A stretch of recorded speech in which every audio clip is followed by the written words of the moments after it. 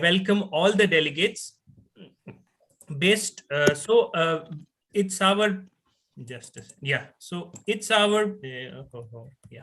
So it's our best PG paper award session. We have 5 participants, and out of 5, top 3 will be selected and will be awarded. So before we welcome our esteemed chairpersons. So our first chairperson and judge is Dr. KK Sinha sir. Sir is from MGM Medical College, Jamshedpur. Sir has done MBBS and MS. Sir is an associate professor of surgery in Department of Surgery and unit in charge, and is a chairman of academic committee. Welcome, Dr. KK Singh sir. So our next judge is Dr. Harpreet Singh sir. Sir is a consultant urologist and andrologist and head of the Department of Urology at Mercy Hospital and director at Uroclinic Jamshedpur. Sir has presented multiple papers in national and international meetings, demonstrated live surgeries in national conferences, numerous publications in national and international journals, written chapters in the books, past honorary secretary of E-Zone chapter of Urological Society of India, and member of Endourological subspecialty of USI. We welcome Dr. Harpreet sir. Thank you. And our third judge is Dr. Pranay Madhursena. Sir is from JP Memorial Hospital, Hazaribagh. Sir has done MBBS, MS, FIJS, and D Ortho. Sir is a consultant laparoscopic surgeon at JP Memorial Hospital and ex-resident at Arjikar Medical College, Calcutta. Sir is an ex-clinical tutor at Murshidabad Medical College, a member executive committee ASI Jharkhand, now a joint secretary of ASI Jharkhand, secretary of ASI Hazaribagh City Branch, life member of Hernia Society of India, life member of ASI, and life member of IAGS. I welcome all judges and I request our first presenter, Dr. Soumit Subhash, to please start sharing his screen.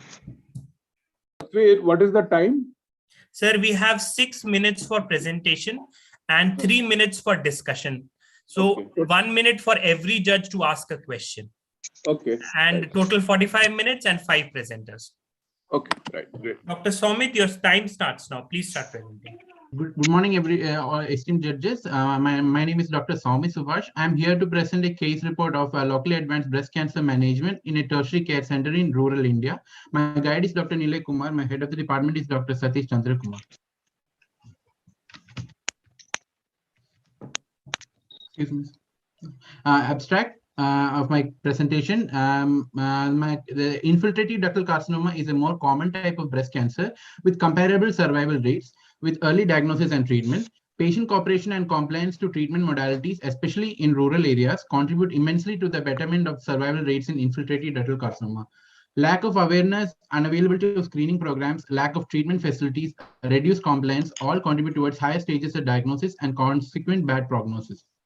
Involvement of a psychiatrist in multi-diagnostic multidisciplinary team for the patient can help overcome some of the difficulty in convincing the patient to undergo treatment.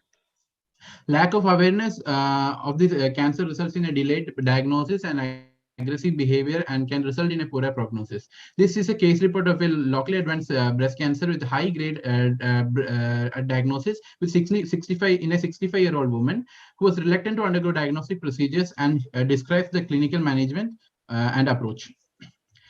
Introduction: a triple positive infiltrative ductal carcinoma is unfortunately a rather common form of cancer in rural areas, and it usually gets a delayed diagnosis and goes into systemic metastasis.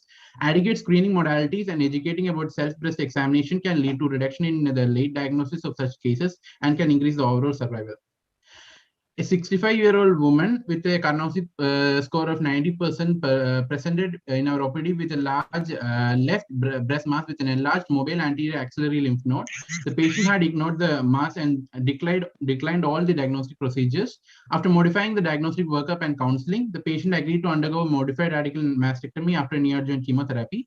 Histopathology with a corneal biopsy showed a high-grade invasive ductal carcinoma with a lymph node metastasis.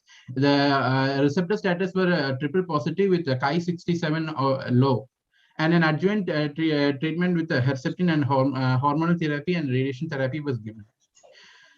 This is the patient. She presented to her family physician at first with a palpable mass in the left breast. Initially, it was about 2 by 1 centimeters. Now it progressed to within the period of 6 months to 6 by 4 centimeters. There was nipple discharge, which was serous, and there was circumferential nipple retraction. On physical examination, there was a hard central quadrant mass, and the skin of the left breast was darkened with podi orange appearance. There was dimpling, and the left nipple was circumferentially retracted, and it was drawn up compared to the other side. The skin of the swelling is not pinchable, and the lump is mobile in all directions and is not fixed to the pectoralis major. There is a single mobile anterior group of lymph node which is palpable in the left axilla of size 2 by 2 centimeters. There was no clinical evidence of systemic metastasis. And there is no family history of cancer, and there was a normal menstrual history with a menarche at 12 and menopause at 50 years. She was para 3, living 3, and she breastfed all her children up to about 2 years of age. The clinical staging of CT4B N1 M0 was made. The patient was referred for bilateral diagnostic mammogram and a targeted high resolution ultrasound of the left breast mass. And the mammogram showed a suspicious retroareolar mass within the left breast, and the patient underwent a ultrasound guided biopsy of the left mass. The pathology revealed a grade 2 to 3 of areas of ductal carcinoma in situ and areas of invasive ductal carcinoma of the left breast. And the metastatic workup of the patient did not suggest any evidence of systemic metastasis. And the left craniocaudal image demonstrated a highly suspicious retroareolar mass, which correlated to the palpable abnormality with a BI-RADS of 5. A focused ultrasound of the left breast in the retroareolar region better demonstrated the biopsy-proven invasive cancer. Subsequently, a modified radical mastectomy was performed on the left, and the lesions were found to be ERPR positive and HER2 positive. DCIS of was of grade 3 with a pathologic subtype of focal and solid papillary. Patient underwent a subsequent genetic testing, which was negative. Her surgery resulted in a left chest wall hematoma, but otherwise it was uneventful. To date, the patient remains cancer-free. The most common dominant pathologic subtype of ductal carcinoma in situ are papillary and cribriform. It has been shown that invasive cancers are less commonly of the papillary subtype. These papillary are most likely to expand and remain in situ than other subtypes. The primary subtype in our patient was papillary, but it was invasive and of grade 3. This patient has tested negative for BRCA1 and 2. Conclusion: this case demonstrates the importance of raising public awareness in breast cancer in rural areas and assessment and to assess and overcome the factors leading to delay in diagnosis and challenging cases, and modifying the diagnostic workup and treatment approach with the least deviation from standard of care, including counseling. These are my references. Thank you. Sumit, what message you want to convey with this presentation? Sir, I want to convey the message of increased screening and more amount of awareness in rural areas of India for women regarding self-breast examination, and insisting women to undergo screening mammography to detect early breast cancers. So we did not see any, we didn't see any time teaching people how to do breast examination. If the message is just to create an awareness, so this is a case presented to us. We listened. We know, okay, what surgery has to be done, but how you're able to? What is the message to be conveyed? How we know that you have done camps or something to convey a message? How are you going to increase the awareness? If your only case report is only if you want to create a awareness, I'm not getting it. Case report was based because sir, it was a papillary cancer, which was or ductal carcinoma with a papillary variant, which underwent invasive. It went into invasive ductal carcinoma, which is and of a higher grade of grade 3, which was comparatively less common than any. Usually, papillary cancer of ductal carcinomas in situ of papillary variant usually doesn't undergo invasive into invasive ductal carcinoma. And in this now patient, it went into invasive ductal carcinoma, and it was a high grade. That was the reason for the case. So you presented it because of its rarity and histopathology? Histopathology, it was having a high grade. You presented it because it's a rare, and you want to highlight the invasiveness of pathology. Yes, sir. Huh? Yes, sir. Yeah, over to KK boss and Pranay boss. Pankaj is also there. Hi, Pankaj. Morning. Good morning. Hello. Yes, sir, you're audible, sir. Shumit, I want to ask what new adjuvant chemotherapy will you prescribe for this patient? Sir, we can give adriamycin and cyclophosphamide. And you can give trastuzumab. She's HER2 positive as a new adjuvant. We can give trastuzumab. Adjuvantly, we can give both hormone therapy of anti-aromatase inhibitors for this patient, along with the chemotherapy and trastuzumab. She's Okay. post-menopausal. Yeah, I wanted to ask you, do you have no mention about the local axillary lymph nodes or anything? And how do you create awareness? Means you are suggesting mammogram screening, Yes, or sir. do you suggest any clinically we should do, and the patient should self-examine and all that? Yes, we need to promote the methods of self-breast examination in rural areas. Especially, I feel urban areas it is more widely public. People are more aware in urban areas compared to rural areas, and the convincement of patient was also difficult in this case. So we need to educate them about the need for treatment also in rural areas compared to the urban areas. More work is required compared to urban areas.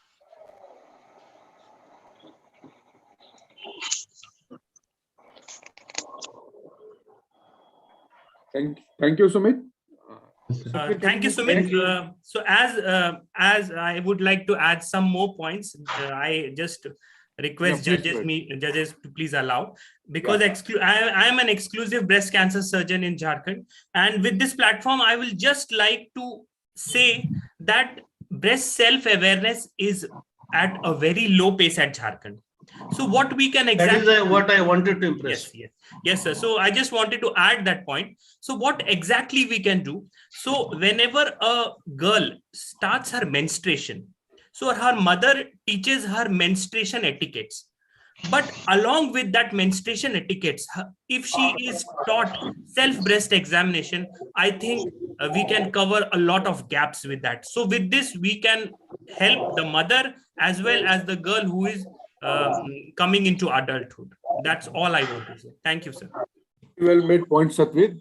That's the right message that we should start teaching screening at the time of menstruation. This is a very right way you have told. Very right, correct. The right way of teaching it. Can we move? Permission of the judges, can I add one more thing? Yes, madam. You can always add. Good morning, Dr. Good morning, sir. I was just starting in the other hall, and I just welcome all my judges here, and all the best to the students here. I would just say that at my level, I have already started awareness in schools, and I think people don't take it important because it is the culture that needs to change. And Satvir has brought that point out. But without wasting any more time, please go ahead with the session. Thank you for Doctor. Thank you, ma'am. Thank you for adding those valuable points. Our next presenter is Dr. Tharangan R. Please start sharing your screen.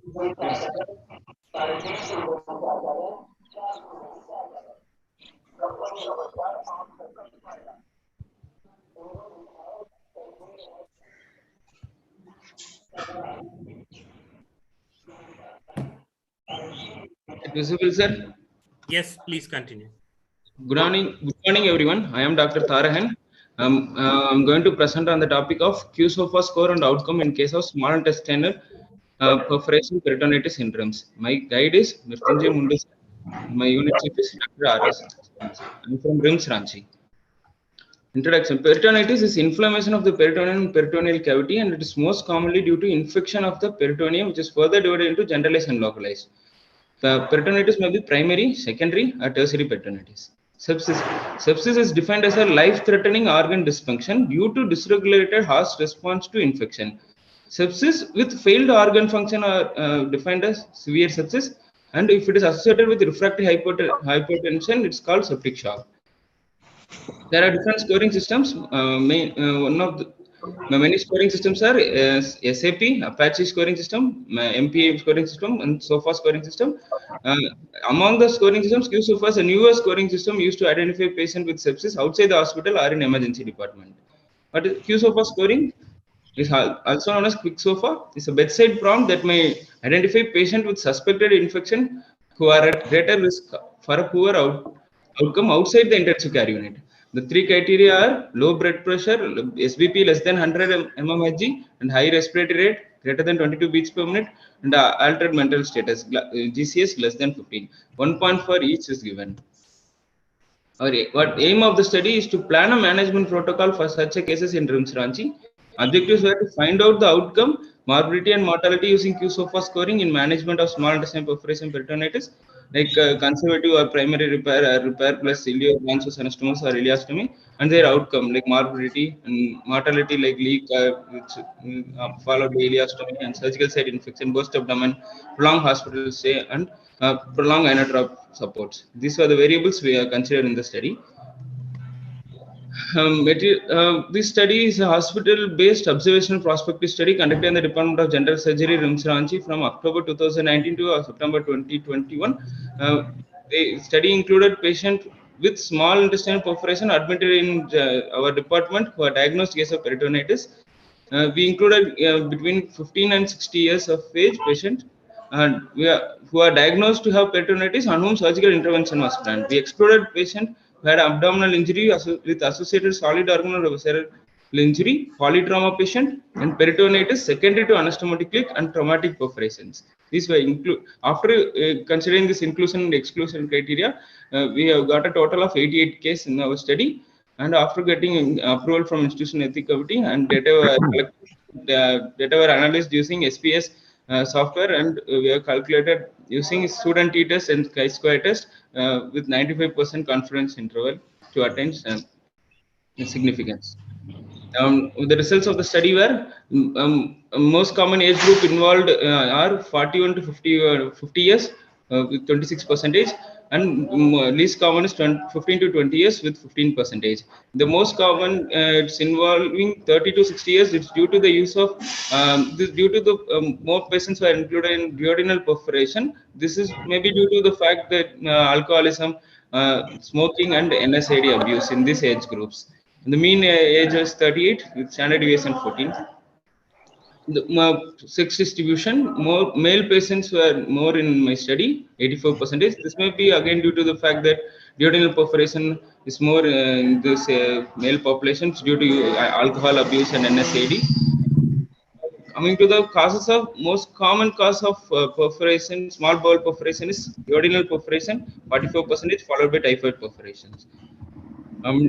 We have most common procedure done is momental patch repair and 45%, followed by ileostomy in 44%. Duration of peritonitis is the most important factor in determining the prognosis of the patient. If the patient comes, in my study, only 26% of patient came before 24 hours. This may be due to poor illiteracy rate and not much developed infrastructure in the peripheries. QSOFA scoring, and we have considered less than 2 and 2 and 3. We have got 60% of patient in less than 2 and 15% in greater than 3. Coming to the outcome, we have got 32% mortality rate, and the other remaining with complication we got 31%, no complication in 35%. What are the complications were? Most common complication was surgical site infection, 45%, which included burst abdomen. Now coming to the association, duration of peritonitis, if the patient comes before 24 hours, less than 24 hours, it's written wrong, less than 24 hours, the discharge rate is more to 95%, and if as the day increases, the death rate is increasing. For greater than 7 days, death rate is 85%. Considering the variables of the QSOFA scoring, if systolic blood pressure is high in the patient who survived than in the death, diastolic blood pressure is high in the patient who survived than in the death, respiratory rate is low in the patient who survived than in the death, and GCS were high in the patient who survived than in the death, and QSOFA scoring was less in the patient who survived than in the death. Comparing QSOFA scoring and mortality, Time up, if the please conclude. if the QSOFA scoring is 3, the patient had 100% mortality, and if the QSOFA scoring is less than 2, it had 94% discharge rate. And our sensitivity and specificity of my study is 89% and 84%, and p-value we have got highly significant, and negative predictive value is 94% of my study. Complication, if the patient had less than 2 QSOFA scoring, the complication is less, 40%. If greater than 2, complication rate is more. Hospital stays also increased if the QSOFA score is greater than 2. Some major cause of the secondary peritonitis is duodenal perforation. Various factors, duration of peritonitis, blood pressure, respiratory rate determine the prognosis of the patient. This QSOFA score measure at the time of admission will increase if the QSOFA score rises, they increase the morbidity and mortality, and also estimate the patient's survival and stay in the hospital.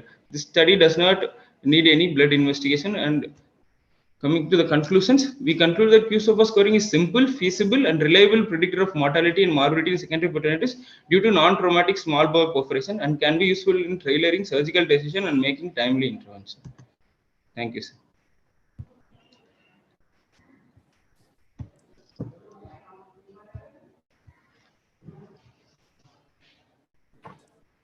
It was. Hello, sir. It's not audible, sir. You're inaudible, sir.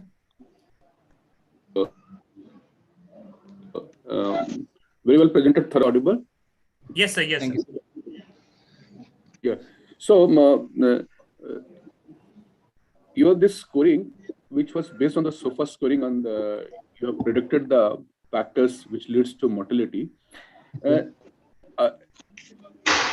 Is this performed by a single surgeon or multiple surgeons? The surgery is being performed by a single surgeon or multiple surgeons? Surgery is performed by multiple surgeons.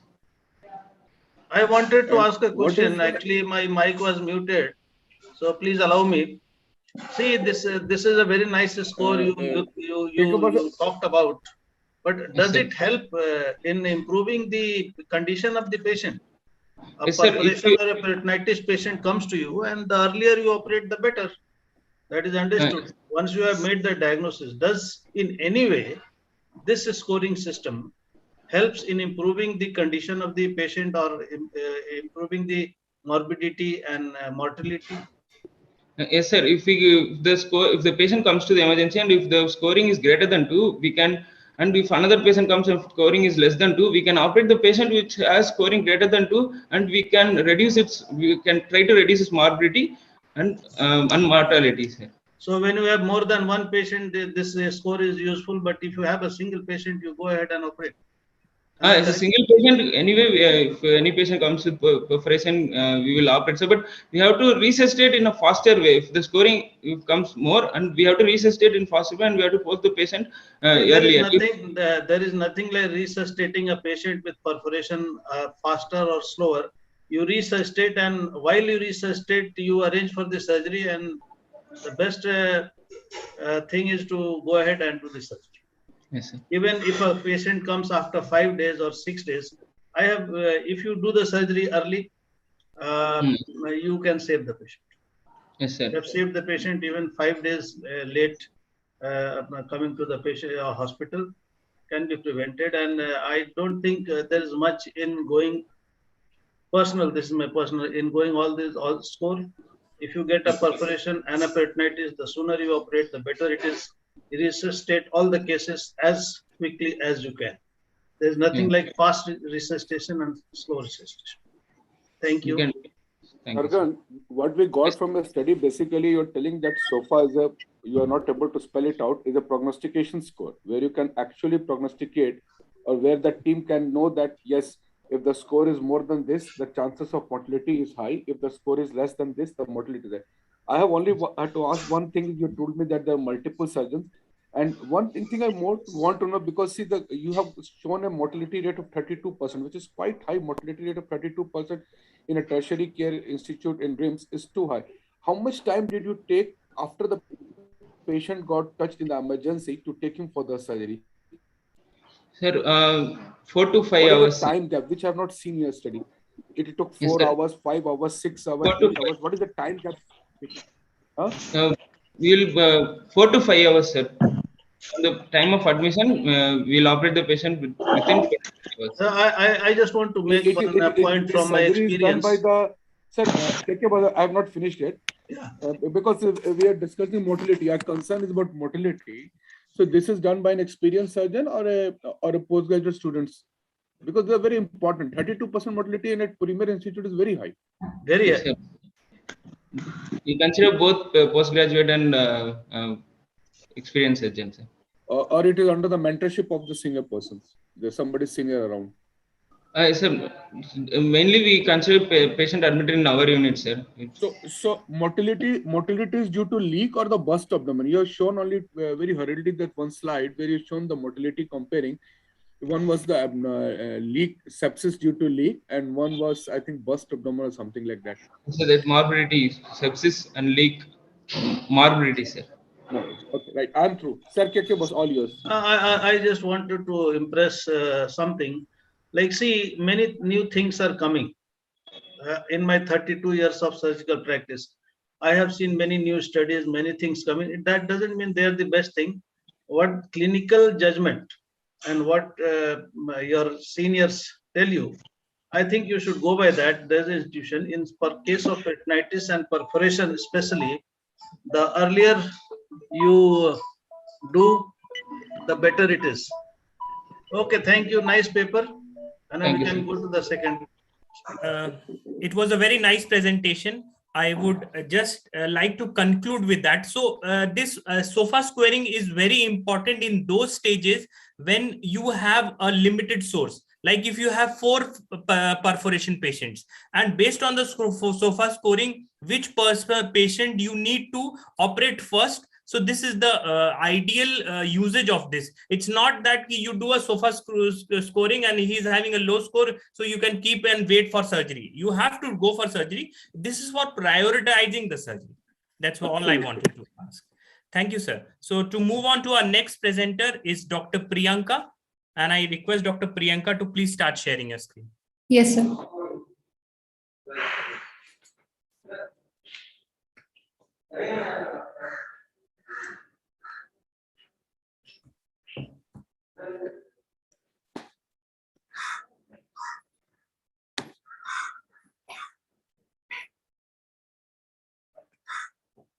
You have the first slide.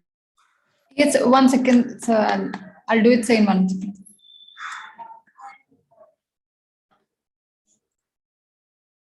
You can stop sharing and restart. Yes, sir.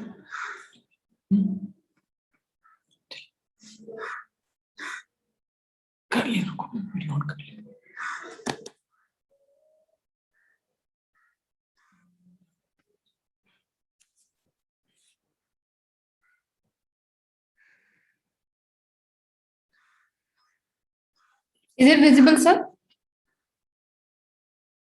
Yeah, but we still haven't got the first slide of your title. You're losing your time. Yes, sir. Is it visible, sir? Yes, Yeah, we got it. Yes. Good morning, everyone. Myself, Dr. Priyanka, Junior Resident of Rajendra Institute of Medical Sciences, Ranchi.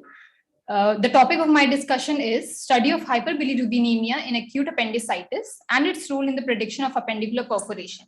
I have done this study under the guidance of Professor Dr. R.G. Bakla sir and Professor Dr. R.S. Sharma sir. Acute appendicitis is one of the most common cause of abdominal pain, which requires urgent abdominal surgery. Patient may not always present with classical signs and symptoms of acute appendicitis.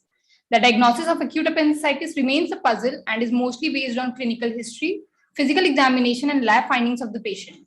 The signs and symptoms of acute appendicitis may be variable, and it is difficult to make a firm diagnosis. This might delay laparotomy and lead to various complications like perforation and peritonitis. 15 to 30% of appendicectomy specimens, however, are found to be normal. Therefore, to supplement clinical diagnosis, Lab investigations. Excuse me, I just want to interrupt. Priyanka, make yourself visible. I can't see you. Yes, sir. Yes, sir. Yeah, if you can't see the speaker, how will you know that? We have to see Yes, the face yes, sir. also. I'll show, sir.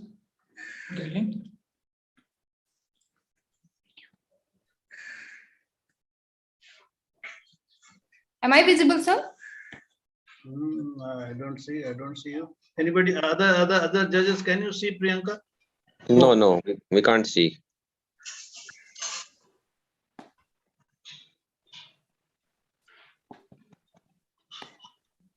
Now, All the sir? speech. I don't know, your video is switched off. Satbir, please help her. So you are not coming from your Sorry, computer, sir? right? You're coming from your iPad or something, I guess. No, sir. I'm working from my MacBook, sir.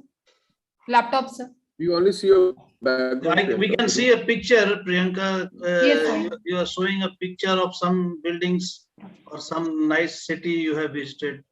Yes, But sir. we cannot see you. I'll remove the background, sir. I think there is a background in the backdrop. That's what she's using. I think we can continue because we are losing time. Yeah. If Satbir says, we'll continue. But ask the other speakers. We should see, because there's 30 marks on the confidence and the presentation and how you look.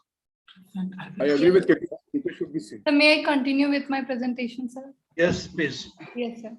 15 to 30% of appendicectomy specimens, however, are found to be normal.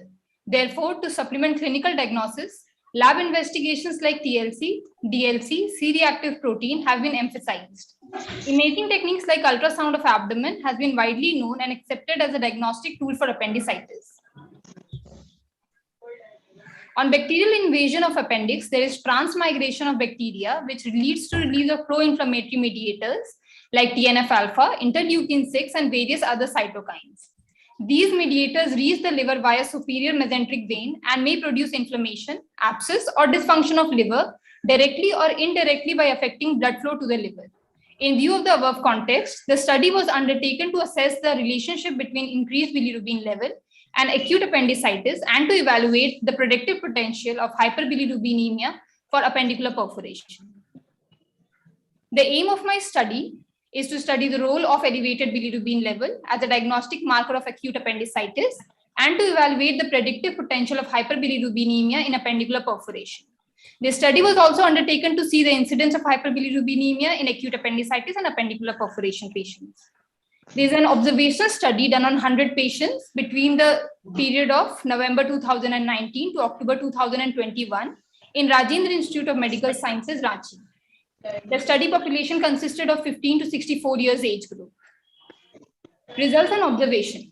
Out of the total sample diagnosed with acute appendicitis or appendicular perforation, majority of them, that is 46% of them, belong to the age group of 15 to 24 years. The mean age of presentation is 28 years.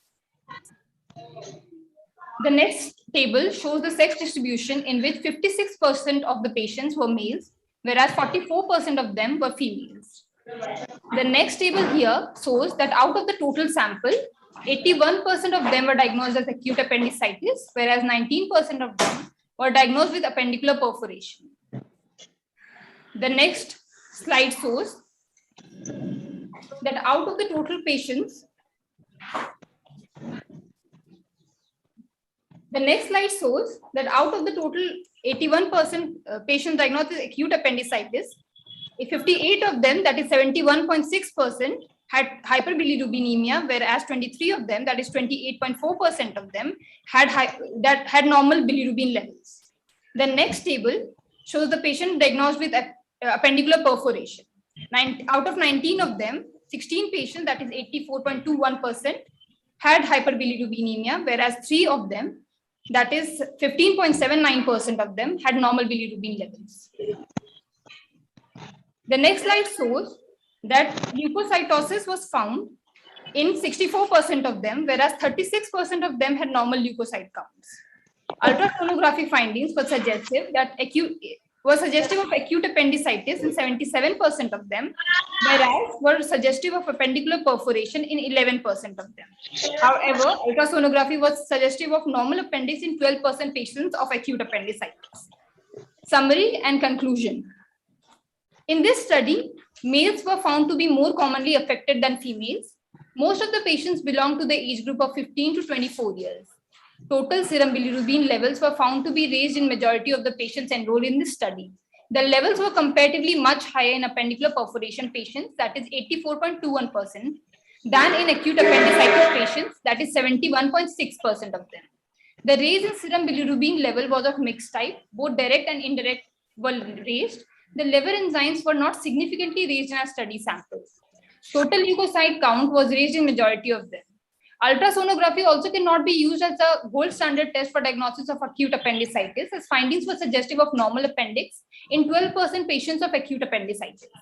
Serum bilirubin levels appear to be a promising new diagnostic lab marker, which when combined with thorough history taking and clinical examination can aid significantly to arrive to the diagnosis of acute appendicitis.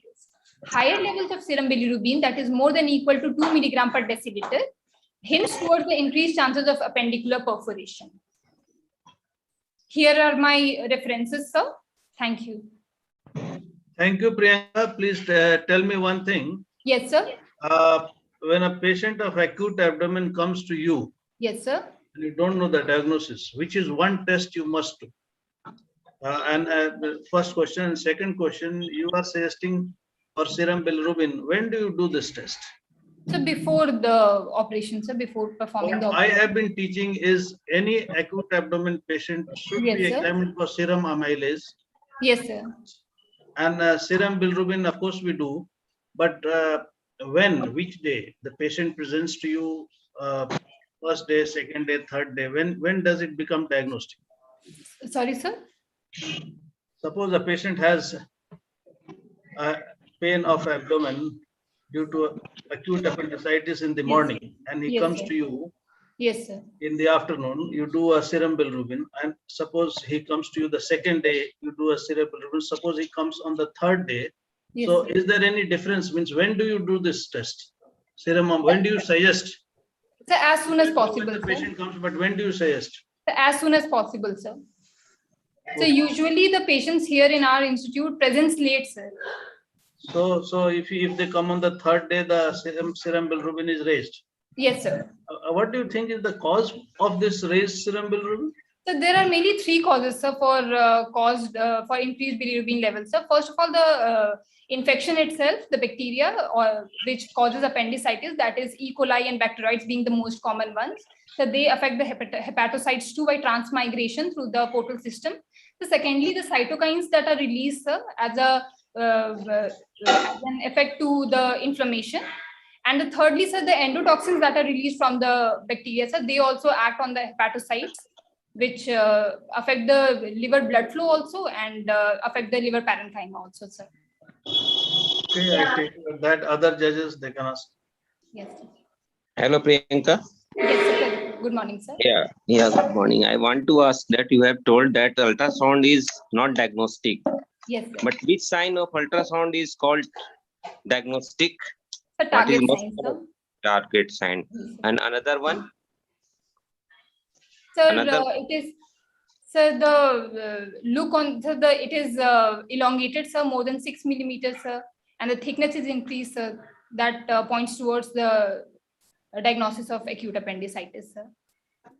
And periappendiceal fluid collection is Yes, also sir. important. Yes, sir. Okay. And another test will you go? Another radiological test? So CT CT scan? scan, yes, so CT scan can be done. So in adult, CT scan is the investigation of choice, sir. And you have also not mentioned CBC, importance of CBC in appendicitis. Yes, sir. In TLC, so total leukocyte counts are raised, sir, in appendicitis patients, sir. Okay, thank you. Yes, sir. Priyanka, I just want to ask only one question, which Dr. KK Singh has already asked. What is the timing of your bilirubin test, and what was the time when you received the patient, whom you have done the test? What Sir, time you have sorry, sir, received you're not them after the audible, sir. acute call? I'm so sorry, sir, you're not audible, sir. Priyanka, can you hear me now? Yes, sir. Yes, sir. Yeah, I have actually one question in two parts. What is the timing of serum bilirubin test? And actually, what is the time of you have received the patient after colic, which Dr. KK Singh has already asked. I'm really sorry, sir, but you're not audible, sir. So is it Go ahead. possible for you to raise the volume? He wants to know, Yes. when your study, when do you suggest that we should go for a serum bilirubin test? You've answered at your earliest. Yes, sir. And second part is, Harpreet, can you repeat the second part? I was asking that what was the after how many hours of colic patient presented to the hospital? I just want to know duration After of how many hours 24 of hours, 48 hours. colic pain the patient Yes. presented to you? So usually the patients presents after 24 hours, sir. Most of the Because I patients see- usually present after 24 hours, sir. Because Priyanka, why I'm asking that, I'm seeing very high incidence of positivity of bilirubin in your study. Yes, sir. Is Yeah. it is a late presentation? That's why you are getting it an acute colic, getting a bilirubin positive I was not very comfortable. Anyhow, we move to next presentation. Thank you, Priyanka. Thank you, sir. So we move on to our next presenter, Dr. Abhishek. We request you to please start sharing your screen. Thank you, sir. Yes, sir.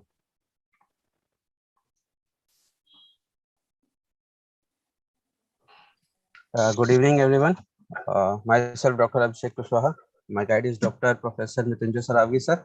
And today I'm going to present on should we wait for recurrence before lumbar flap reconstruction in the case of pilonidal sinus.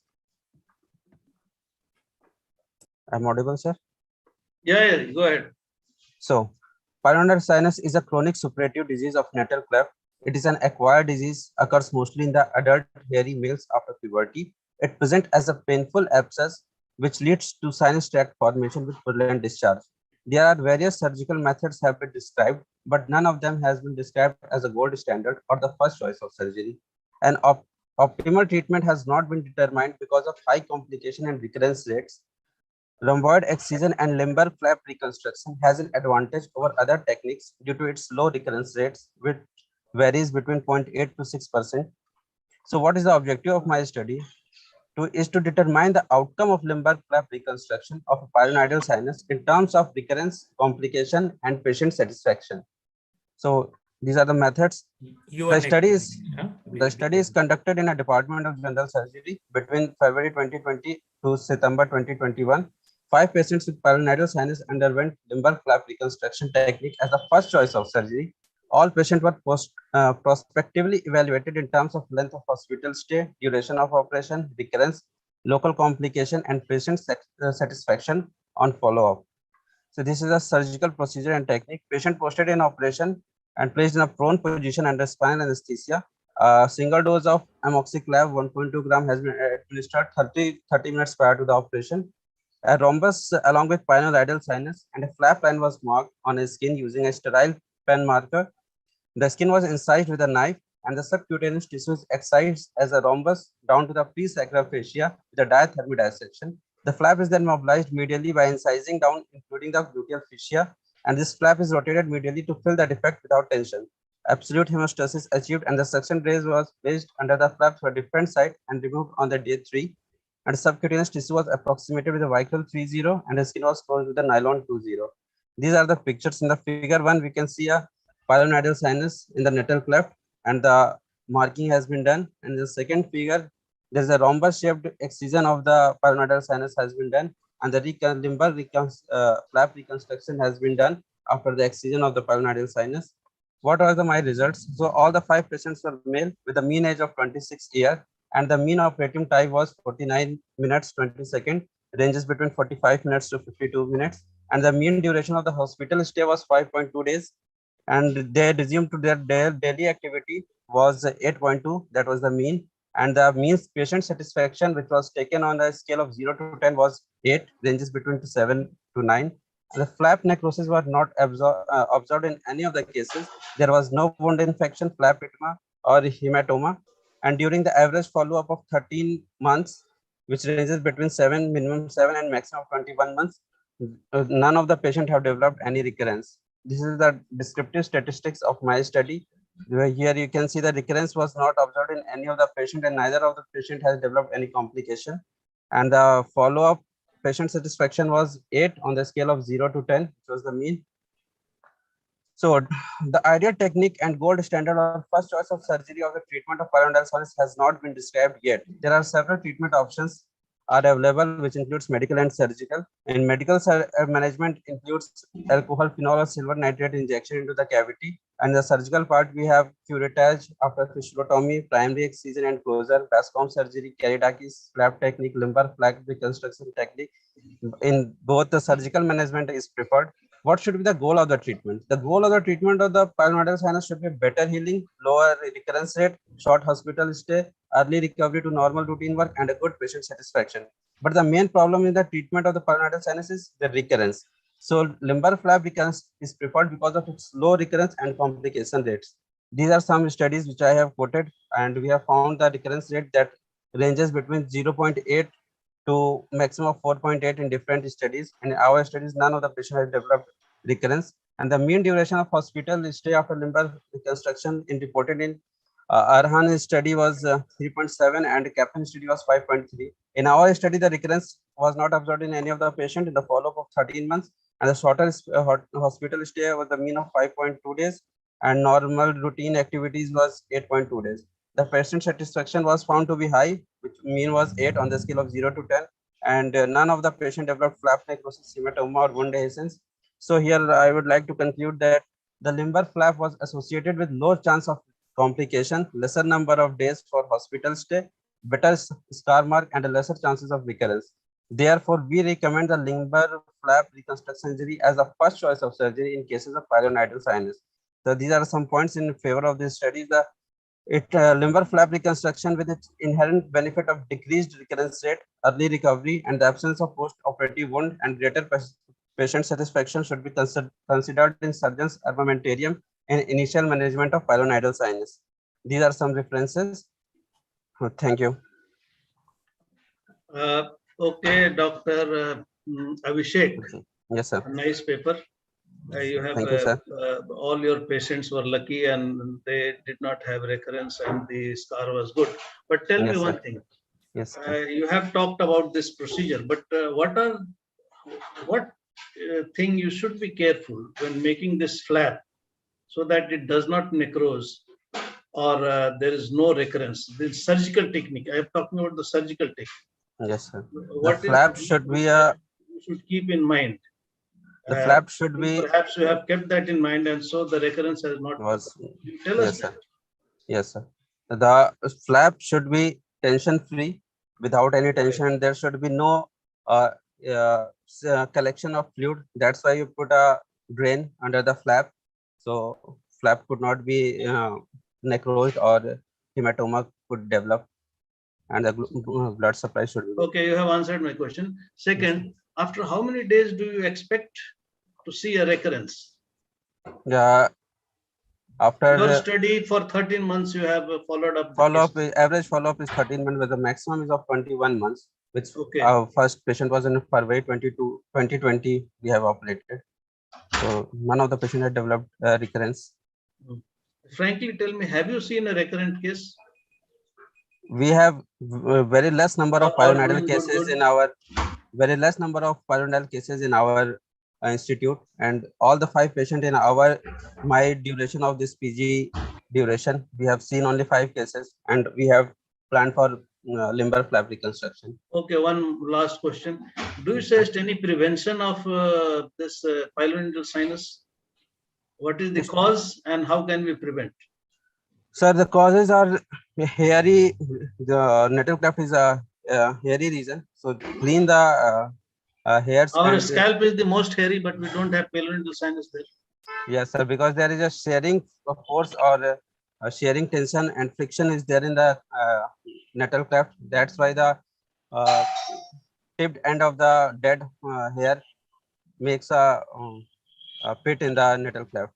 So we have to clean the hairs and maintain a good hygiene. Previously, this pyrenoidal sinus was more common, and it is more common in the rural areas where people take their bath wearing their loin clothes, and they don't clean that area nicely. Yes, But sir. now in the urban area, we see less of pyelointestinal case because everybody has their own bathroom and they take Have part in it. meant, yes, sir. Thank you, other judges. Thank you, sir. Thank you, sir. We are in short of time. Can we be very quick? We have one more presentation to go. Yes, yes. Yes, sir. I'm here, sir. Good morning, sir. If other judges permit, sir has asked all the questions. Can we move to the next presenter, please, sir? Yes, please. Dr. Shobha, please start sharing your screen. Yes, sir. Good morning, sir.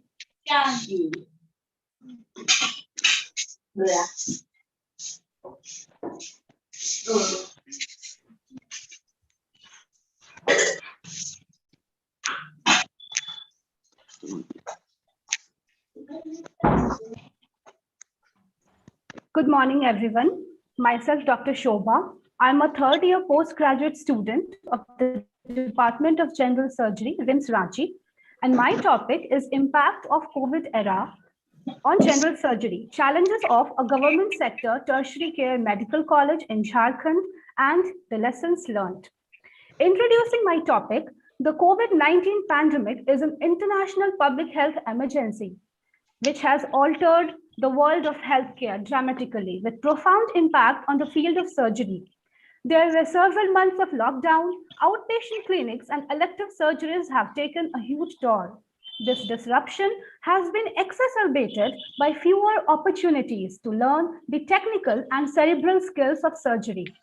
Due to the rising severity, the finances of our economy are stressed out. The aims and objectives of my study are to study the real-time challenges and experiences of the Department of Surgery in a government sector tertiary care medical college. The adversities faced. Shobha, Yes, sir. yeah, sorry to interrupt you. Can you have some light from where you're presenting? We only see a dark shadow. Okay. Please have some light so that we can see you actually. Yeah. Sir, am I visible now, sir? Yeah, you're visible, Shobha. That's better. Thank you, Shobha. I'm sorry, sir. Sir, the aims and objectives of my study are to study the real-time challenges and experiences of the Department of Surgery in a government sector tertiary care medical college, the adversities faced in planning and preparing the clinical pathways during the pandemic to ensure high-quality surgical care, and to study the future implications of the pandemic in our country and the lessons learned. The study type is retrospective descriptive study based on the electronic data for last 5 years, 2015 to 2021, in relation to the OPD admissions, major elective surgeries, minor elective surgeries, and emergency surgeries. As we can see in this table, OPD admissions have reduced to 1/5, major elective, minor elective surgeries have reduced to 1/4, and emergency surgeries have even reduced to 1/4 to 1/5. Out of around 1,608 elective surgical cases, around 493 laparoscopic procedures were done and 1,115 open procedures were done. While post-lockdown, average elective and emergency surgeries performed were very low, 2 and 10 in number respectively. This is a pie chart showing the same percentage. The problem statement, according to the department's perspective, ever since the pandemic broke up, the department saw a drastic fall in all kinds of surgical procedures. The surgery department earlier performed around 400 major and 500 minor surgeries and around 150 to 175 emergency surgeries each month. During the COVID, we could see constant burnout amongst the surgical residents, and academics of the surgical residents were hampered. Times of COVID challenges for general surgeons are the hospital complex were designated for all of those, screening, triage, waiting, etc. and 90% of surgical wards were vacated. Major shift in clinical and administrative responsibilities of the surgeons were seen. Redistribution of all the intensive care beds, anesthesiologists were done. As we can see, prioritization of surgical interventions were done according to the surgical triad. In category A, we kept the urgent and emergent conditions. In category B, non-operative management for COVID positive and suspected patients, while in category C, all the elective procedures. Establishment of separate COVID-19 operating facility was done. This is a basic OR diagram, which I have done it myself. This is the main trauma center, epicenter of all the COVID patients.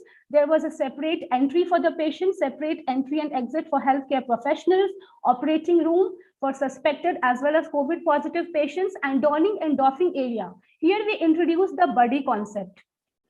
The lessons learned during the COVID. Hospitals should be well equipped with oxygen supplies, ventilators, emergency drugs, early use of triple-layered masks, sanitizers, and education of all healthcare professionals should be done. To build resilient health systems, and with public healthcare expenditure being less than 1.28% of the total country's GDP, it seemed fighting a losing battle. So the current pandemic underlines the importance of mindful utilization of financial and human resources.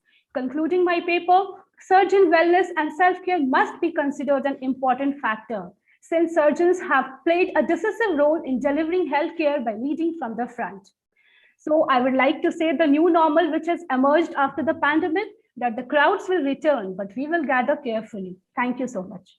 Thank you, Shobha. At the outset, I would like to say that I really liked your paper. You have really brought out the pain the surgeons were facing during this COVID period.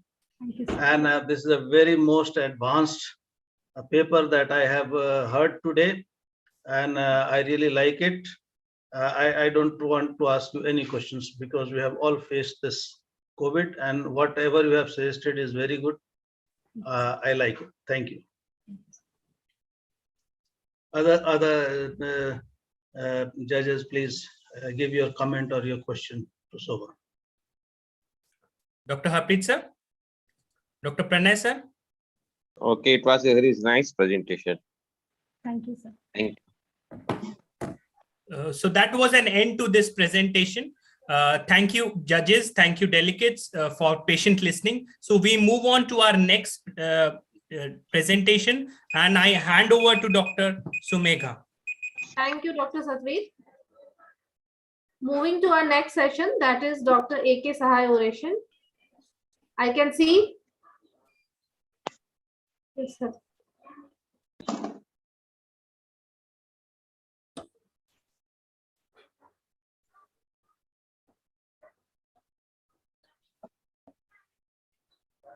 I can see our chairpersons over there.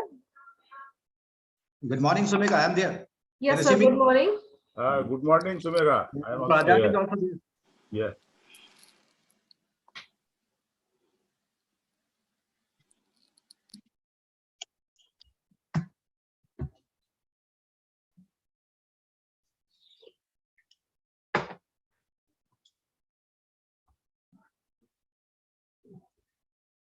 I would like to welcome our first chairperson, Dr. Professor Sheetal Malwa, Professor and Unit in Charge from Department of General Surgery, RIMS Ranchi. He's ex-secretary, ASI Jharkhand chapter, organizing secretary of JCCon 2019, the last physical JCCon we had. He is also PG examiner and has multiple publications in national and international journals. Welcome and good morning, sir. Thank you, Sumegha. We have our next chairperson, Dr. Azad, from Azad Nursing Home, Bhandari D, Giridih. He is a general surgeon and as well as lab surgeon. He is alumni of the oldest medical college, the Darbhanga Medical College, a keen sports person, a Rotarian, and he was also a member of International Vocational Training Team.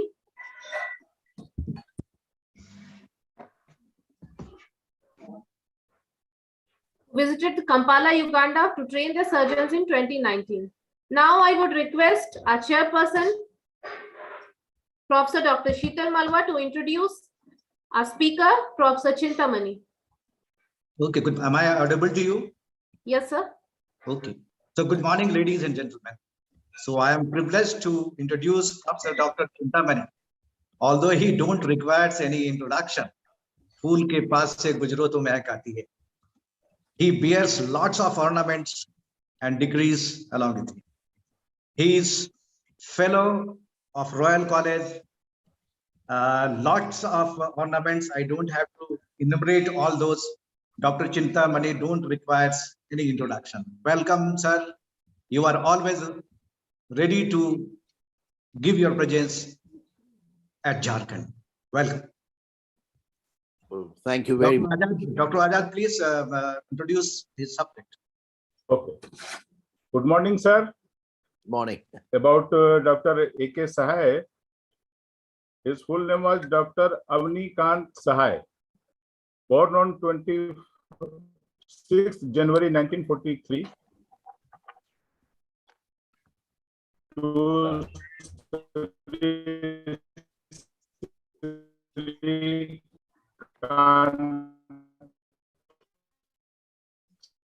Kanta Sahai.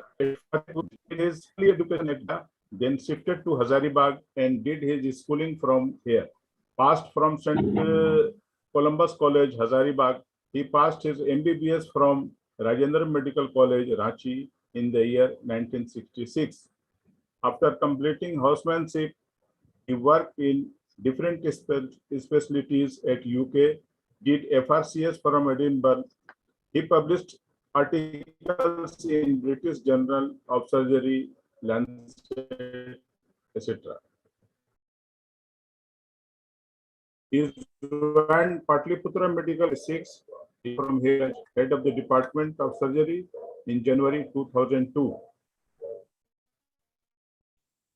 President of Dhanbad Chapter of Surgeons, President Dhanbad IMA in 2003, was President of ASI Jharkhand Chapter in the year 2010-11. He was an active Rotarian and former President of Rotary, Dhanbad. His wife Pramila Sahai, blessed with two sons. Elder son, Dr. Vibhas Sahai, is a general and laparoscopic surgeon at Dhanbad, who is married to Dr. Neetu Sahai, an obstetrician and gynecologist. His grandson Aditya and Advik. Dr. Sahai's younger son, Dr. Vikas Sahai, married to Svetlana Sahai, St. Petersburg, Russia, and granddaughter Amelia. Left all his near and dear ones in tears after a massive brain hemorrhage on 26 December 2012. But a person like him carves his name on hearts. His legacy shall remain alive in mind of others and the stories they share about him. Thank you. Chintamani, sir. Thank you so much. First of all, my gratitude to the Jharkhand chapter, especially Dr. Arunima, Sunil, Dr. Azad, and Dr. Malwa. You are all such close friends. Saying no to Jharkhand is nearly impossible. So I just will try to share my screen. Can you see my screen, please? Yes, sir, we can see your screen. Great. Thank you so much. First of all, truly an honor to speak and dedicate this oration to Dr. Sahai. I mean, as mentioned, there are aspects of Dr. Sahai that may remain untouched. Teacher of teachers, seriously involved in the activities of the Royal College of Surgeons of Edinburgh, of which I happen to be the International Surgical Advisor. So we value his presence and we value his contributions, and in his memory, I dedicate my oration. So thank you, Jharkhand chapter, once again. Now my theme is on the lines of what the theme of the conference is, which I think is very unique. That is innovation and safety. So it's de-escalation, innovations for safe breast surgery. And when I'm talking about de-escalation, it's not that you'll do less oncologically. It is to highlight that you'll do less to gain more. So you'll be less morbid, but you'll get the same outcome. So the whole concept is to make it less aggressive, less traumatic, less morbid, yet safer for management of breast cancer. If it is about de-escalation alone, we may be missing out on points which are for safety of breast cancer surgery. And when I'm talking about safety in breast cancer surgery, it's not just the technical safety that one is talking about, it's also the oncological safety, because no surgery is acceptable in cancer unless you get a clear margin. And for both of these entities, we need innovations, and that's what the talk is going to be about in the next 30 minutes. Now, it started long back, and the whole history of breast cancer can be traced into three parts. pre-Halstadian, Halstadian, and post-Halstadian. It's as simple as that. So where was the first description of cancer breast? In the Egyptian papyrus. There were 8 cases described. That's the oldest account of it you get. There is no description of this in Sushrutas, Samhita, or Charaka. So probably it didn't happen that commonly in this part of the world. And this was an era when we were talking about bad bile, bad habits. They are Greeks, cold and hot types, bad bosses, bad genes, whatever you have. Came Halsted, and it changed many things. At least for the first time, it was approached scientifically. He may be cursed for the kind of radicality of his surgery, but that is when we understood the surgery for cancer for the first time. In 1907, this is the paper he presented. Like I was listening to some very interesting papers being presented by postgraduates. So he presented this paper in the American College of Surgeons. It was then called the American Surgical Association. And it was 18 cases that lived for 3 years, which was remarkable that time. So, most locally advanced cases, no surgery available. He was the first one to designate a particular surgery, but he was too radical. His concept was that this cancer is primarily local. So if you have to take care of this cancer, you must remove the tumor along with and block removal of everything adjoining, and you will get a cure. Something that is challenged today, and you will find that his theater was truly a theater. People were watching like a play going on, and it left a ghastly scar on the patient's chest, a memory of a cancer that the patient had, which is more or less gone. And it changed with Bernard Fisher in the 70s, when he came out with the idea that it's a systemic disease, not a local disease. So there's no point being extra aggressive. You can do less to get more. And of course, simultaneously, there was this screening that happened this is the Swedish 2-county trial, where West and East Coast patients were taken. The red is the unscreened patient, the green is the screened patient mortality. And you can see there is in the beginning, they could be overlapping, but later on the curves start diverging. And this is what shows the advantage. And for the first time, with the 29 years follow-up, it was found screening saves lives. And this was related to the early cancer. You can see the difference. Now, in 2012, when I was editor-in-chief of Indian Journal of Surgery, I conducted this cross-sectional study among surgeons. It's interesting for all of you to watch. The myths or the facts. And they were asked questions pertaining to these aspects and issues. And also as to what would they want in themselves if they have the problem. You'll be surprised to read that paper. Most of them wanted open hernia repair when it came to their own hernia, while they were preaching and teaching about the laparoscopic hernia repair to the public. They would all want, 4-port laparoscopic cholecystectomy. Well, they'll be preaching SILS in the conferences. But it was a very interesting paper. It was blinded, and we observed many myths that could be sorted out. Surgeons don't really talk about what they want on themselves. On themselves, they want something different. So to be honest about it is important, and these conferences make a big difference. Mastectomy is the gold standard for all stages of breast cancer. That's a myth, but that's wrong. Bigger the surgery, better the outcome. In fact, it's just the reverse now. BCS is an under-treatment and inferior to mastectomy. It's incorrect. I'll show you in the data that follows. BCS is the surgery for the Western patient, while mastectomy is the operation for the developing and underdeveloped setup. That's not correct at all. BCT is associated with higher local recurrence and distant failures. Slightly higher local recurrences were reported till recently, but distant failures are not there. And now even the local recurrences are considered to be equal, or in fact, no, the BCS is considered superior. I'll share with you how. Patients usually don't consent if they're provided all evidence. This is not correct. Highly specialized training mandatory for BCS. Specialized, yes, but highly not required. It can be done anywhere if one is trained adequately. Facilities for MRI, frozen, sentinel node biopsy mandatory for BCS. Not correct at all. And in fact, we are overkilling unnecessarily. Indian patients being younger and with advanced breast cancer are unfit for breast conservation surgery. To a great degree, true. But even here you have oncoplastic breast surgery that can take care of it. BCS is more expensive, needs conformal therapy. That may not be true. So we need to motivate the patients accordingly. Therefore, this is the de-escalation flow chart. Cure or cosmesis was the choice earlier. You want cure or cosmesis. Now it's cure and cosmesis. So that's the paradigm shift which we are talking about today. And we should be very conscious of the fact that patients should be given what is available. B4 trial, as I mentioned, Bernard Fisher brought it out, and it was actually 2-in-1 trial. where in lymph node negative and lymph node positive patients, they found out whether simple mastectomy followed by radiation, or radical mastectomy, they have a different outcome. And you'll be surprised, in 5, 10 years, 25 years, the outcome was just the same.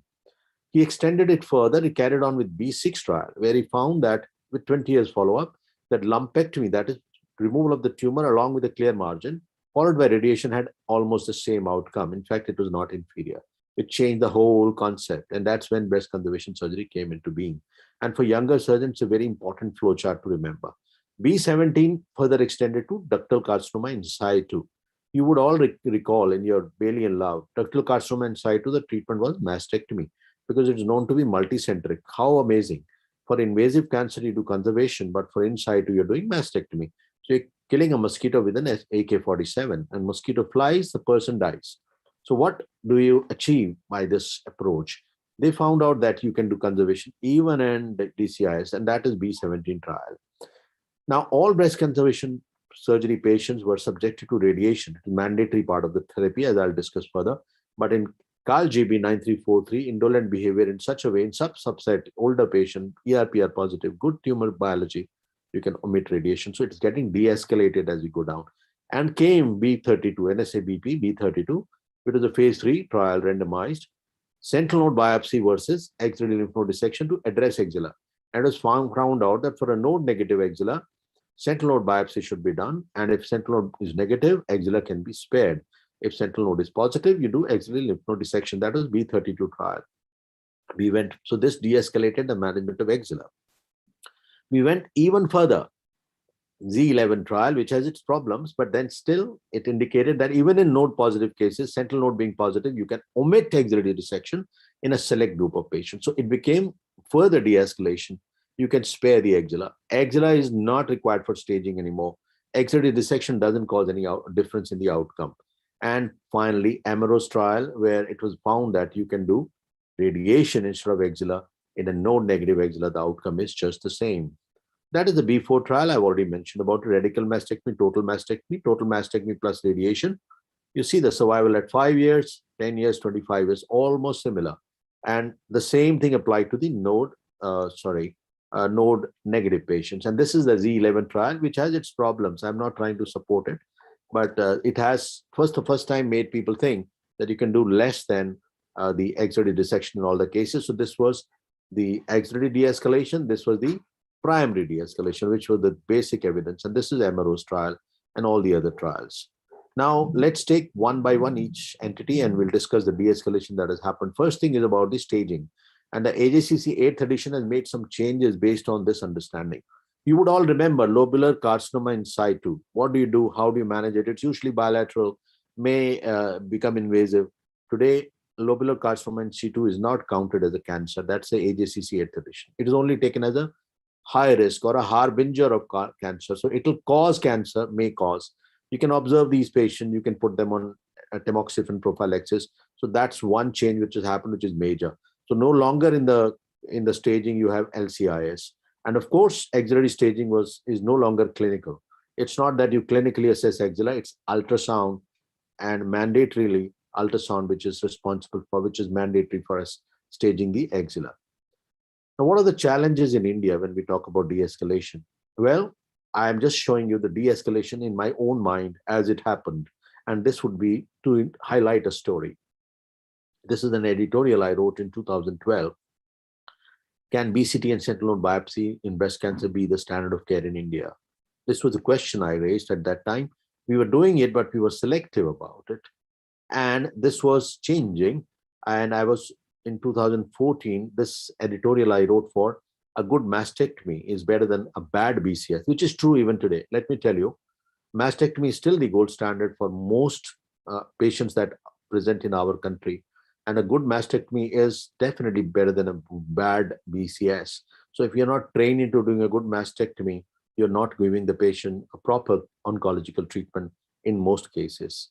Now, this was an editorial which got maximum hits in Springer, 10 Commandments of Safe and Optimum Mastectomy of Breast Cancer. But I felt the need of writing this at that point because I realized 90% surgeons were up doing mastectomy. So if they learn the correct way of doing it, that would really make the oncological safety a safety. but it has changed now over the years. In 2019, I write this editorial. That is thinking globally and acting locally. So globally, breast conservation is possible even in larger tumors by either downsizing them using the neoadjuvant chemotherapy and employing what is called the oncoplastic breast surgery.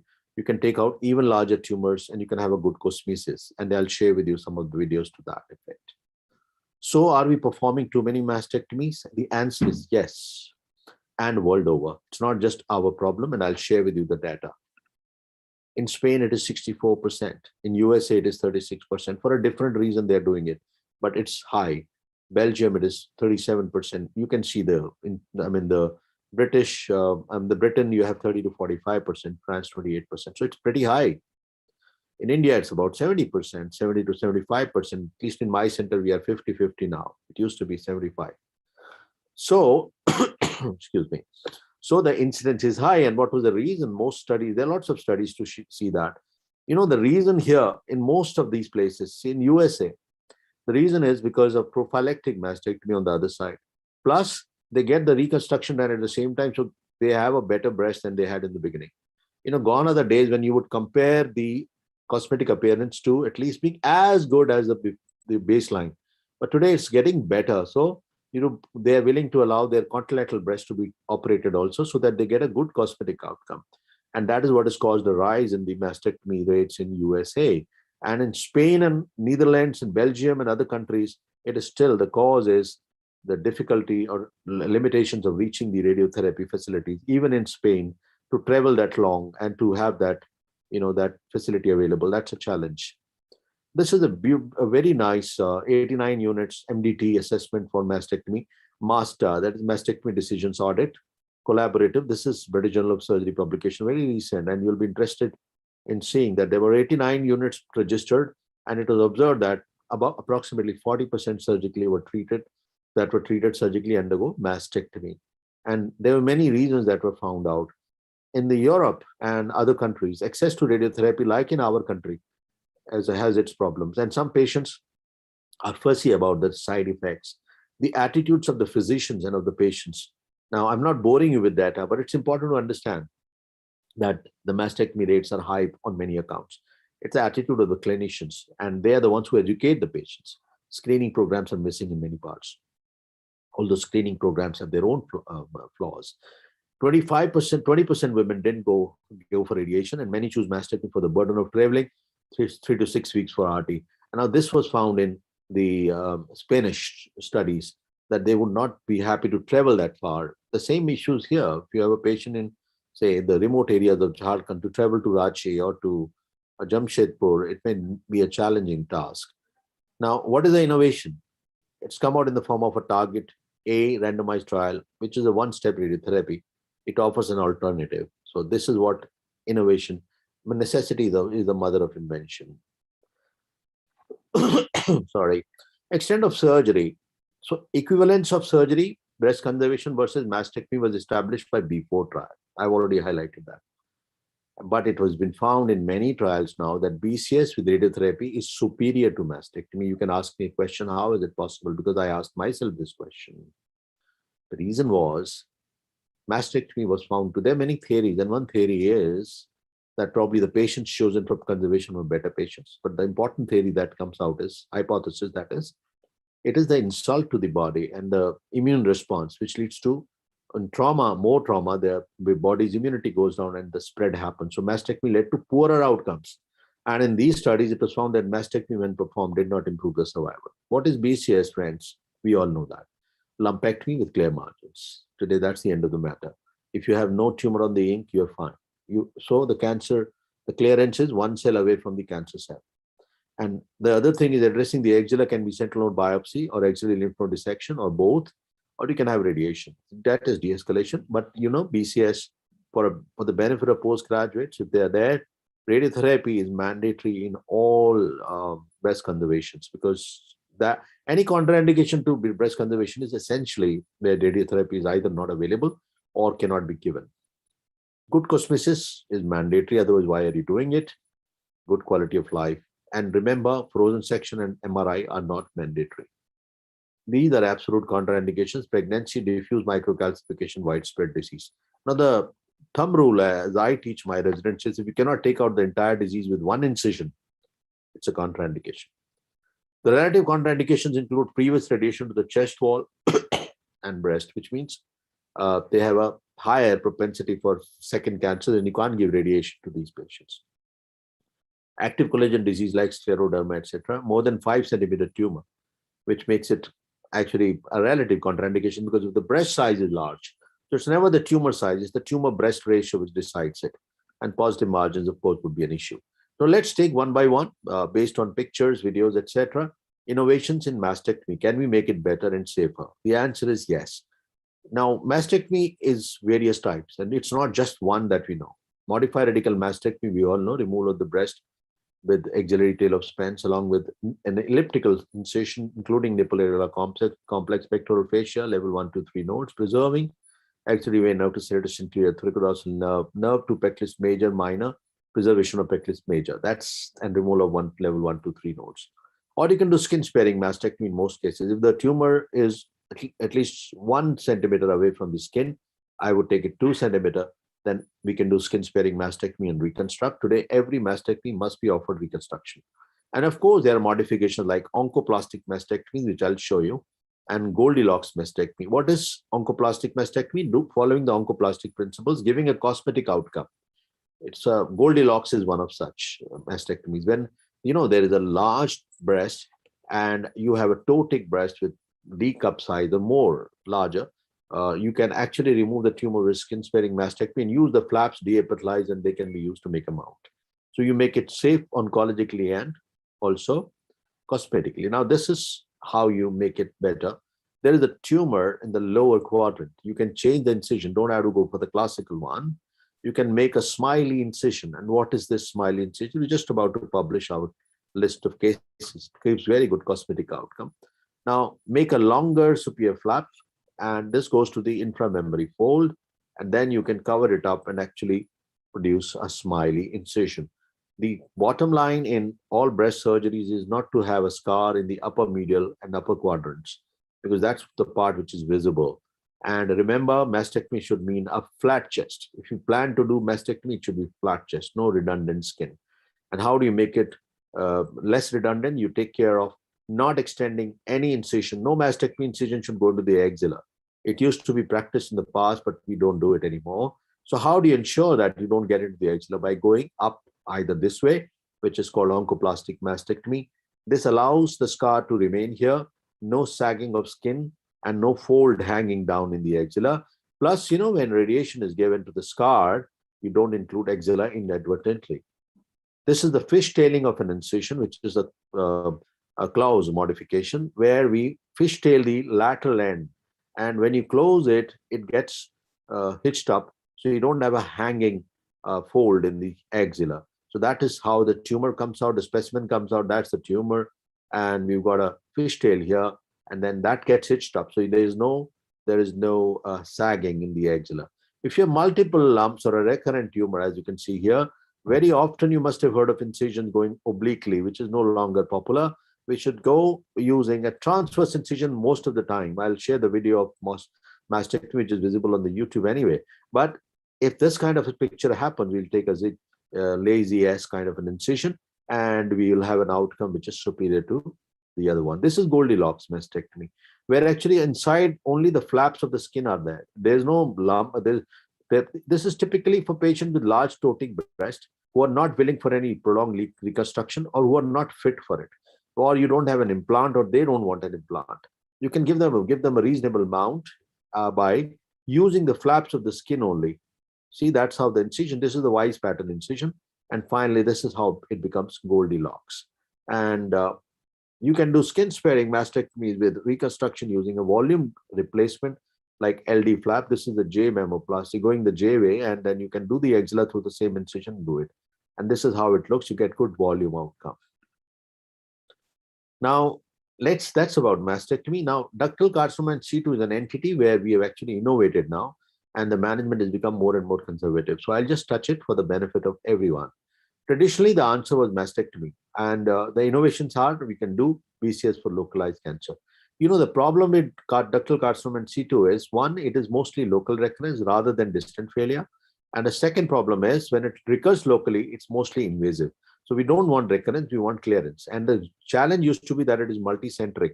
So most people would end up doing mastectomy, but I've just shown you how you prevent it. See, the take home is most of the time, the DCIS in India is palpable DCIS. If it is more than 4 centimeters, you should go for mastectomy. And if you can do specimen imaging for, specimen imaging, I'll share with you some videos where you actually take a picture of the specimen, the mammography. So you can actually make out that there is no positive margin. And you must try to do skin sparing mastectomy if at all you plan to do mastectomy, because skin is usually free in these cases, and do reconstruction.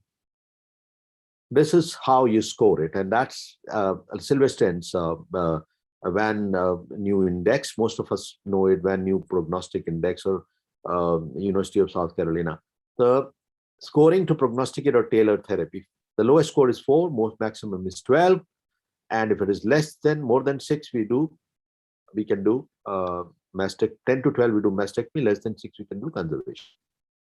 And for the margins, see, I put both together here so that there's clarity for the postgraduates. 2 millimeter for ductal carcinoma in situ, and no tumor on ink for invasive cancer. That's the end of the story. So if you have nothing on the ink, then that's it. If it is the margins are closer than this, we have to give radiation boost therapy. A word about Paget's disease and central quadrant tumors. Traditionally, mastectomy. And what is the innovation and what is the de-escalation now? You can do oncoplastic Grissotti flap. So no longer mastectomy for central quadrant tumors. And what is Grissotti flap? That's a tumor. You mark a disc of skin and you take an incision which is coma shaped, which goes down into the inframammary fold. It is fed laterally by the lateral perforators. That's how it looks. We'll de-epithelize this part of the skin. And then we'll release it medially because perforators are lateral, and we'll advance it into the after we remove the cylinder of the tumor, the whole margin right down to the pectoral fascia is removed, and this is advanced up. And finally, you can actually get a good outcome. That's a Grissotti flap. Now, what are the challenges for breast conservation surgery? And there are challenges in India. So we'll discuss that before I come to show you some videos. Age, younger age, aggressive tumor, triple negative, BRCA1 positivity, family history, pre-existing collagen vascular disease, pregnancy, of course. Now, is there any difference in the Indian breast cancer? Well, there is a big difference. Unlike in the West, whereas the age advances, the incidence of breast cancer keeps on increasing. In India, there are 2 peaks, and I'm sure all of you are watching them. In the young age, the peak is very, very dicey. It's triple negative breast cancer. So there are 2 peaks rather than 1 peak, one in 40s and the other in the 60s. 60s is what is common in the West. We have a 40s peak, which is common in India. And this is the one, 35-40. This is a very aggressive tumor. And this is also the one which is BRCA1, BRCA2 positive. This is the one which has got familial history. This is way back 2006 when we didn't know what is triple negative. So it was only recently that we dug out and we found that they were all triple negative, and we gave that, they have CYP17 gene polymorphism, which is actually indicative of a genetic basis. This young cancer is causing, we are sitting on a dynamite of this, because this is breast cancer, the most common cancer in Indian women today. And is Indian cancer unique? These are our challenges. The answer is unique because it is yes, because we get it the 2 peaks, and a large number of them are triple negative. And this we found out much later, because that time we were not doing the ERPR Ki67 routinely or HER2 routinely. Now we have dug out, and I'm talking now when I'm saying it's 2011 or 12. So it is an Indian stereotype. A word about the pattern that we have in India. 50 to 70% are locally advanced, and average size of detection is 5 centimeters. This is our data. So since the T size is large, we need either a neoadjuvant chemotherapy to downsize or downstage it, and we need oncoplastic breast surgery to do it. So we need both. And is it possible to do post neoadjuvant therapy breast conservation? We have just published our data. It is possible. And this is a very interesting article by Ricardo, where he actually mentioned what the surgeon should remember. And it is possible to do it in Indian scenario also. This is post-NICT. You can see an upper quadrant tumor. It's located very peculiarly. I've sharing with you a good case. It's not that all the time you'll have the similar situation. Through one incision, this is a level 1 oncoplasty only. Through one incision, you can remove the tumor and also carry out axillary dissection. This is level 3. You can see level 3 here. This is axillary vein. and you minimize tunneling and you can close it. So that's keeping it simple and stupid, or keeping it simple and safe, KISS. And you just do a little volume displacement. Both the tunnels are both the pillars are mobilized and you can close it. It's very, very simple. And way back in 2004-5, we were doing it. So it has changed now.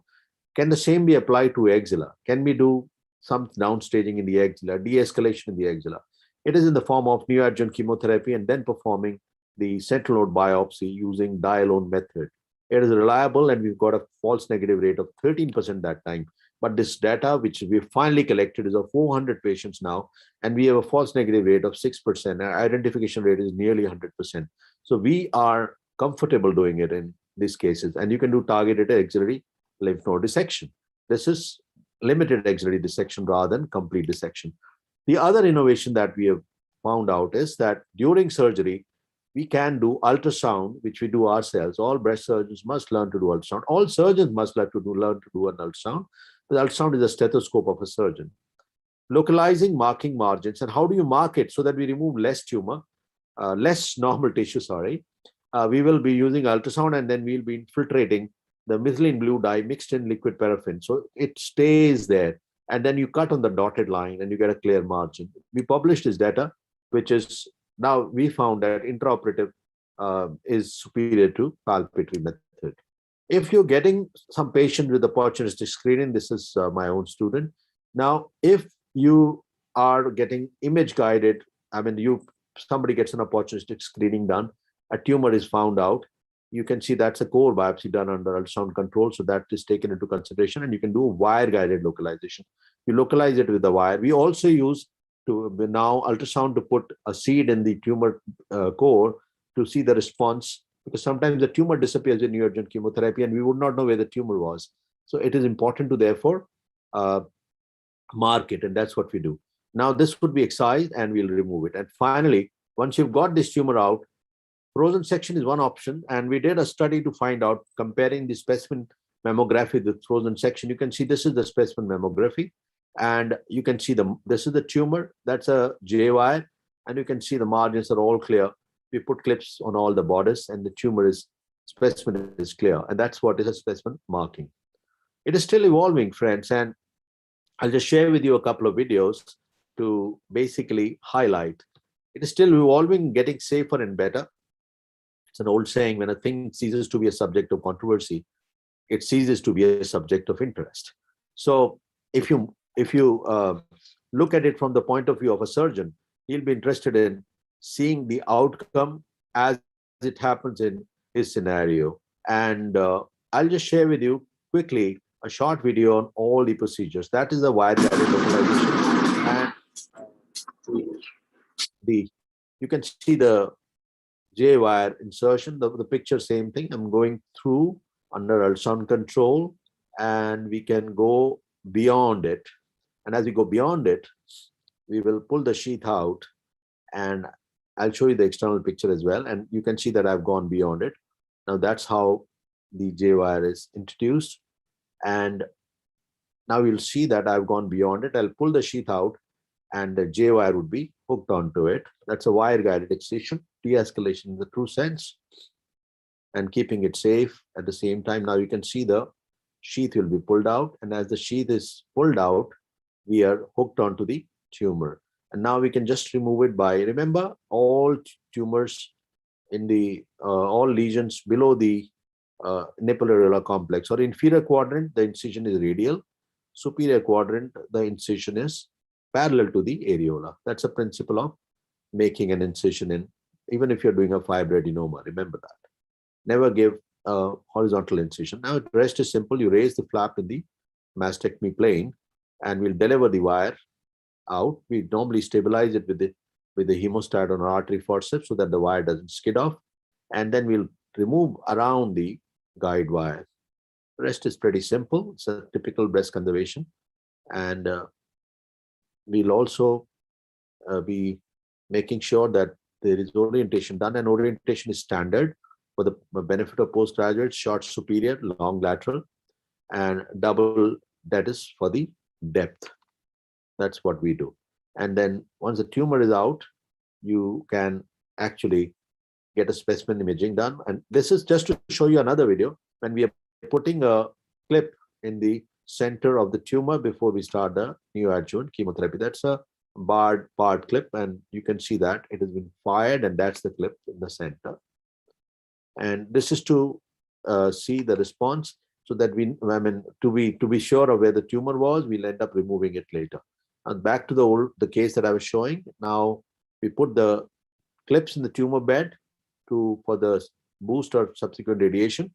That's true of all the breast conservation surgery. Both pillars have been mobilized from the pectoral muscles, and then you approximate them. It's a very simple level 1 oncoplasty. With a good scar, patient is happy. And that's a specimen imaging. You can see that. The margin is clear. This is double checked. We put clips on the side of the skin. Now, in tumors that are very close to the nipple areola complex, say 3 to 5 centimeter, and we have found out that Benelli or the donut or the round block mastopexy is a workhorse for us. We do it in 80% of the cases. We are going to publish that data, all quadrants we can do it. It's very effective. That's a tumor. We create 2 concentric circles of incision. One is periareola, the other one is 1 to 1.5 centimeter away, 1.5, 2 centimeter away, so that we have 2 circles. And then we will deepithelize. That's the marking for the axilla. Another case, just to show the way we place it, you can see that it's a little oblong. So it depends if you want to cover the counter side to prevent the areola from shifting. The nipple complex should be kept in symmetry with the contralateral side. Both sides are exposed. We deepithelize this skin to enter into the mastectomy plane to get beyond the tumor, and we remove around the tumor, and we create those 2 pillars, which are approximated as you will see. And then that's the margin, the orientation being done as I discussed earlier. And we put that's the tumor being removed. Orientation is done when the tumor is still there, so they don't mess it up. And that's the marking of the tumor bed. As we have done it, the specimen has gone for frozen section. We can finish with the axilla, since it is a node positive disease. And you can see the pillars have been approximated, and I use U stitches here. We just approximate, close the defect, and later on we put purse string on the outer circle, and that is what neutralizes the centrifugal force and makes it makes it look like this. The outcome is most of the time very good. And bilaterally you can see the projection, the cosmetic appearance, the ptosis, the appearance of the areola, everything is nicely done. If you have a central quadrant tumor, that's a Grissotti marking. You can see patient is always marked. In all cases, we mark it like this: the central line, and then the breast meridian, and also this is the breast meridian, and the inframammary fold are marked. Make it a habit. Then we measure the areola on the other side. We want the same size areola now to come up, and we create a disc of the same size, which you can see that we made it. And now we'll raise that. We'll mark that flap, which is going down to the inframammary fold, and we'll go laterally, because the feeders are all laterally, but medial is medial mobilization, therefore we can easily do. So it's an advancement flap, which is a dermoglandular advancement flap. Now that is the lateral perforators I'm trying to show here. You have made, now we remove the tumor as a central cylinder right down to the pectoral fascia. And now we will mark this disc, which will remain intact. And now deepithelizing the part which is going to be advanced. That is a dermoglandular flap. Once it is deepithelized, it is ready to go up and medially. Now that's the cylinder being removed, exactly like in the mastectomy plane we go. And now you can see medially, we are making the cut. That's the medial side. This is the lateral side. Laterally, we don't cut. And we'll advance it. It will rotate. 9 o'clock might become 12 o'clock, but it'll reach up. Now that's mobilization. And we raise it up and hitch it. It gives fantastic outcome. It's in fact better breast than the patient had when she had the tumor. So that's what is the aim of oncoplastic breast surgery. That's called Grissotti flap. Now you can see that it's almost like a coma. And we will close it using subcuticular sutures. And I use purse string around the areola. That gives a much better cosmetic outcome. And we are in the inframammary fold. That gives a good outcome. Axilla has also been done, and we can get a reasonably good outcome. Now this can be tattooed. You can see it is irregular, but you'll be surprised.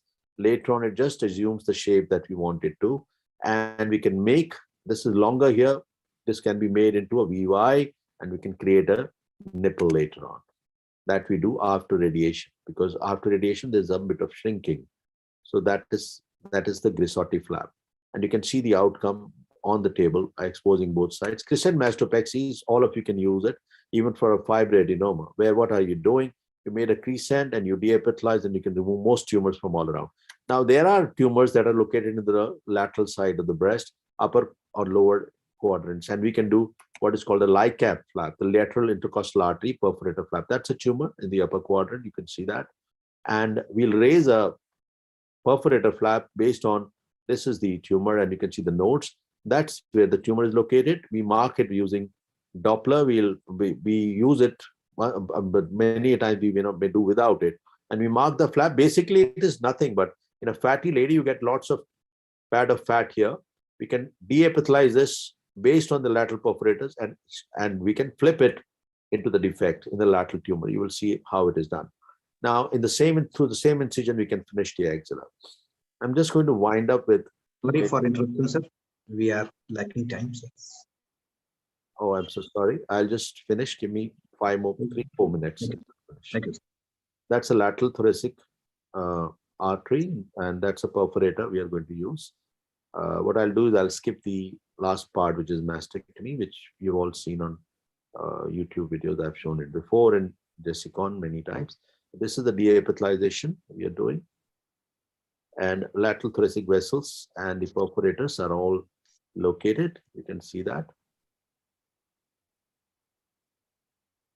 And we can flip the flap immediately. You will see all the perforators in place.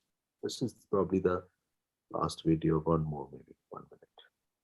That's a lateral perforator flap. That is the dissection happening to locate the perforators. You can finish with the axillary dissection in the same go. That's a thoracodorsal pedicle, like we do in mastectomy with MRM. We lift it up on a pedicle, so on a glove sling, so that there's no stretching injury.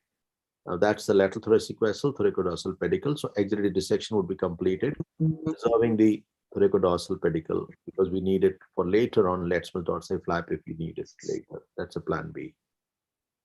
Now that's the lateral perforator, intercostal artery perforator flap. This is the deepithelized part, which will go in, and we'll just stuff it in, and that will take care of the reconstruction part. The outcome is usually good, and the cosmetic outcome and the oncological outcome both are taken care of. That's the outcome, and you would be, the patient would be post-radiation also be having a lot of, last video, I will not be showing mastectomy. This is if your patient had large breasts, you can do reduction mammoplasty with Weiss pattern. This is level 3 oncoplasty, of course. If you learn this is the advanced form. We mark the incision. It is an inferior pedicle-based oncoplasty where nipple areolar complex is taken with the pedicle down, and we remove the tumors in the upper quadrant. And if the tumor is falling, like see, the areola will go up, nipple will go up. We've done the marking. 2 teams will. I'll be operating along with the other person on the other side, and we will quickly. I've just made it fast so that we finish in 1 minute. We will lift up the nipple areolar complex on an inferior pedicle, and we'll be able to. We deepithelize, and actually in the reduction mammoplasty, a big area of breast is removed to reduce the size of the breast. It's a cosmetic procedure. Now this has been exploited for cancer surgery, because if the tumor is lying in that area, then we can remove that extra breast tissue along with that tumor. So we get a good margin, plus we get a good